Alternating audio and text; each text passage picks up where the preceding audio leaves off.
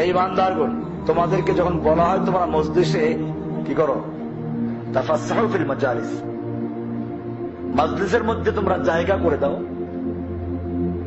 তো তোমরা সেটা করো, আল্লাহ তোমাদের জায়গা করে দিবেন। তো এটা আমরা খেয়াল রাখবো। আর যে যেখানে থাকি সেখানে ইখলাসের সাথে আমল দেব, দাওয়াত দেব আল্লাহর জন্য। আপনি যদি কাজটা আল্লাহর জন্য করেন তো মনে আনন্দ পাবেন। এরপরে আপনার সঙ্গে কেউ না থাকলে আপনার কষ্ট হয়, যদি আপনি কাজ করছেন কার জন্য। আর যদি এখানে গন্ডগোল থাকে তাহলে যদি আপনার বিপদ আসে, পরীক্ষা আসে, আরে আমি এত বিপদে বললাম আমার কেউ সাহায্য করলো না, না এই কাজ করে লাভ নাই, এই কাজ করে লাভ নাই। আপনার দুনিয়া হয়ে গেল, আখেরাত হয়ে গেল। দুনিয়াতে বিপদে পড়লেন, আর আখেরাতে আপনি এই লাভ নাই বলে নিজের আমলটা নষ্ট করে ফেলবেন।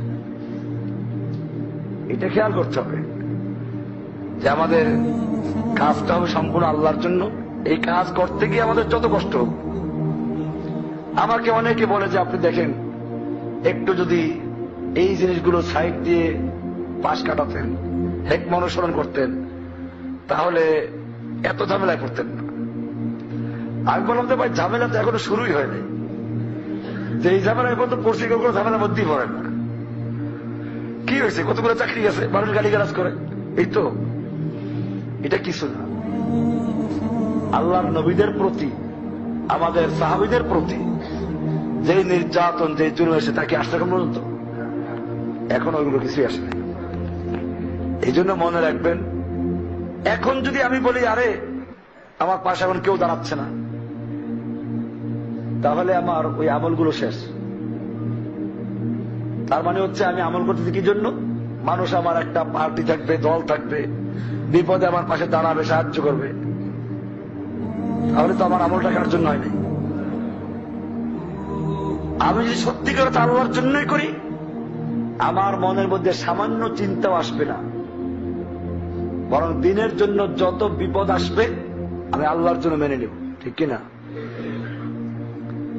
আজকে আমাদের সমালোচকরা বলে আমরা সৌদি আরব থেকে টাকা পাই। আমি এটা বলতেছি আপনাদেরকে এই জন্য যে আপনারা বিভ্রান্তিবোধ না করেন। আমার বাসায় যারা মাঝে মধ্যে খাওয়া দাওয়া করে আমার সাথে, তারা জানে আমি কি খাই। নিয়মিত সবজি ছাড়া কিছু খাই আমি।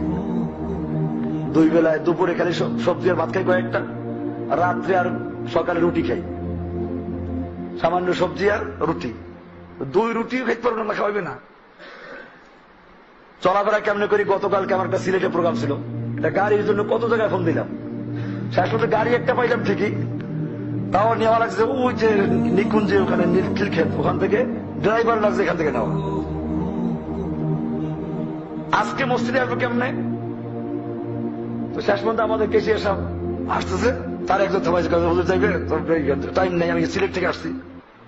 সিলেট থেকে এসে কোন রকম নাস্তা করলাম, গোসল করলাম, এইসব চলে আসলাম। কেমনে আসবো?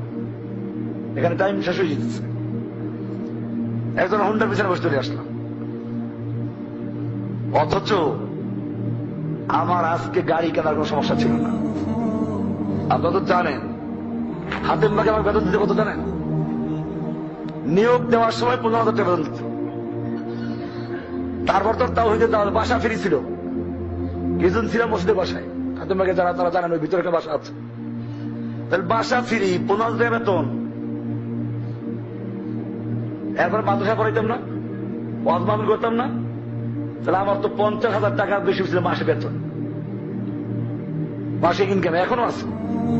মাহফিল করে পয়সা নেই না, চাই না, এরপরও মানুষ ঢুকেই দেয়। কেউ দেয় 10,000, কেউ দেয় 15,000, কেউ দেয় 5,000, কেউ দেয় না, উল্টো দিয়ে আসা লাগে। তো যাই হোক, এটা মনে রাখতে হবে, এই যে বিষয়গুলো আছে। অথচ যারা আমাদের সমালোচনা করে, তারা যে বড় বড় বিল্ডিং গুলো করে, মাদ্রাসা করে। আজকে যখন আমি আসতেছিলাম তো আমার সাথে কয়েকজন দেখা হলো না রাস্তায়। একজনে, আমার নামাজ পড়ছি ফজর এক জায়গায়, তো এদের কাছে জিজ্ঞেস সাথে ছিল, জিজ্ঞেস করছে বোধহয়, ওরা বলে দিচ্ছে, আমার নাম বলে দিচ্ছে, তো নামে চিনে। তো যে লোক আমার সাথে কথা বলতেছে